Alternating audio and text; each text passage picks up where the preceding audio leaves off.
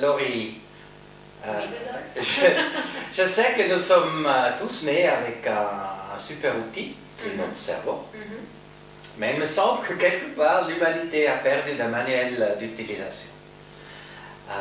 Est-ce que tu peux nous donner des indications, voilà, des indications comment utiliser à bon escient le cerveau? Alors, justement, moi je trouve que le cerveau, c'est un instrument fantastique parce qu'il vient sans manuel d'utilisation. Ah, ok. Et en fait, il a son propre manuel d'utilisation. Il est inné, il est dedans, par rapport à une caméra, par exemple. Il n'y a pas de manuel. En fait, on parle d'autorégulation. C'est-à-dire que le cerveau, il sait tout seul ce qu'il doit faire, comment respirer, on n'y pense pas. On n'y pense pas, respirer, on respire automatiquement, le cœur, il bat automatiquement. Le cerveau, c'est un petit peu pareil. Alors, c'est vrai qu'ensuite, on reçoit beaucoup d'informations. Cette information, elle nous dilue. Elle dilue tout son fonctionnement. Mais quand on va prendre conscience, quand on va se centrer, quand on va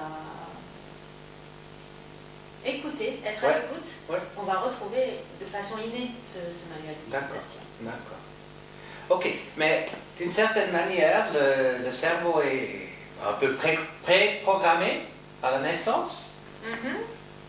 Mais mon impression, c'est, je l'ai pensé pour mes enfants, je le pense maintenant pour ma petite fille, il y a beaucoup de programmes qui rentrent dans le cerveau quand on est petit. Est-ce qu'il est préprogrammé à la naissance déjà? Alors pour un fonctionnement général, oui. Mais ensuite, je pense qu'il va être plutôt conditionné durant la vie.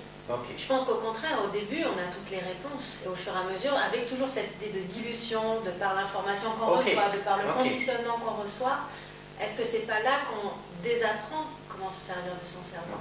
Et est-ce que c'est pas les enfants qui savent déjà à la base comment s'en servir et nous qui, selon, c'est toujours cet endoctrinement, c'est un gros mot, mais ce conditionnement de comment on doit l'utiliser, est-ce qu'on n'en perd pas finalement l'utilisation?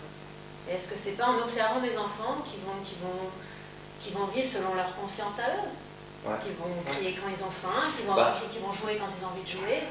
Est-ce que c'est pas finalement là le vrai programme? Est-ce que c'est pas nous qui le déprogrammons plutôt qu'une pré-programmation? Oui, je pense à un exemple, les enfants quand ils jouent, ils sont vraiment dans le monde, dans leur boule là. Et c'est ce qu'on aimerait bien qu'ils aient comme capacité quand ils sont à l'école, capacité de se concentrer. Mais quand on appelle un enfant à table et il ne vient pas, on l'engueule. Parce qu'il est concentré sur autre chose. Parce qu'il est dans son monde. Donc oui, ok, je vois ça. Ça c'est, oui, s'il a fait, mais il ne vient pas forcément à l'heure que nous voudrons. Donc, alors je peux vivre avec ça, qu'on sache à la naissance qu'on passe une phase de désapprentissage. Mais alors après, comment on fait pour réapprendre? Ça serait donc le défi. Comment on fait pour réapprendre?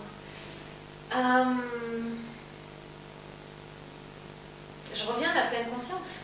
En vivant, en faisant les choses en pleine conscience.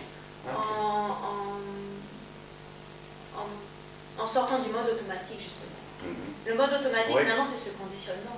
Donc, quand on en sort, quelque chose qu'on va faire de façon innée, automatique, si simplement la respiration dans le yoga. On respire, on en disait tout à l'heure, ça se fait de façon automatique.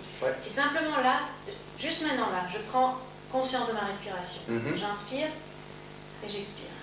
Je fais exactement la même chose que j'ai fait il y a 2 secondes, que je vais faire dans 2 secondes, mais en le faisant en pleine conscience, finalement je me programme pour l'apprécier différemment, pour le vivre différemment et pour recevoir une expérience différente. Donc, pour résumer, pour utiliser bien le cerveau, dont on n'a pas de manuel d'utilisation, c'est vraiment vivre consciemment ce qui se passe, être ravi qu'il y a énormément de choses qui se passent automatiquement, parce qu'on ne pourrait pas, si je devais chaque fois réfléchir comment je lève ma main, il y a un filtre, on ne pourrait rien faire. Encore une fois, c'est pas qu'il n'a pas de manuel d'utilisation, c'est qu'il est dedans, il est dans la machine. Tout à fait. Parce qu'on a un filtre qui est magnifique au niveau du thalamus, au niveau du centre du cerveau, qui filtre les informations, qui fait qu'il y a des choses qu'on n'a pas forcément besoin de recevoir, qui ne viendront pas à notre connaissance cognitive.